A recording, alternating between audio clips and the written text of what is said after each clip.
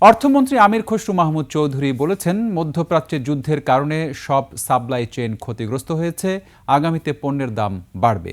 তিনি বলেন, বিশ্বব্যাপী পরিবহন ব্যবস্থা মারাত্মকভাবে ক্ষতির মুখে পড়েছে।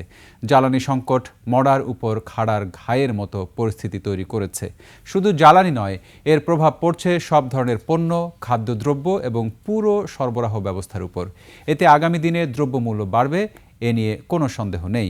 দুপুরে রাজধানীর আগারগাঁওয়ে সাংবাদিকদের সঙ্গে আলাপকালে এসব কথা বলেন তিনি। মরার উপর খাড়ার গা বলে না, এটা এখন জ্বালানি সংকটের মাধ্যমে হয়েছে। শুধু জ্বালানি সংকটটা না, সমস্ত কমোডিটি, খাদ্যদ্রব্য, পণ্য সব কিছু প্রভাব পাবে। টোটাল সাপ্লাই চেইন ক্ষতিগ্রস্ত হচ্ছে এবং সব কিছুতে আগামী দিনে দ্রব্যমূল্য বাড়বে, এ ব্যাপারে কোনো সন্দেহ নেই। কারণ সাপ্লাই চেইন যখন ডিসরাপ্টেড হবে, এটা কোনো দেশের আভ্যন্তরীণ বিষয় না, এটা গ্লোবাল বিষয়। আমেরিকাতে তেলের দাম দ্বিগুণ হয়ে গেছে, শ্রীলঙ্কাতে 25% বাড়িয়েছে, আমরা কিন্তু এখনো বাড়াই নাই। কিন্তু এই বিষয়গুলো তো না বাড়িয়ে কতক্ষণ আপনি থাকতে পারবেন।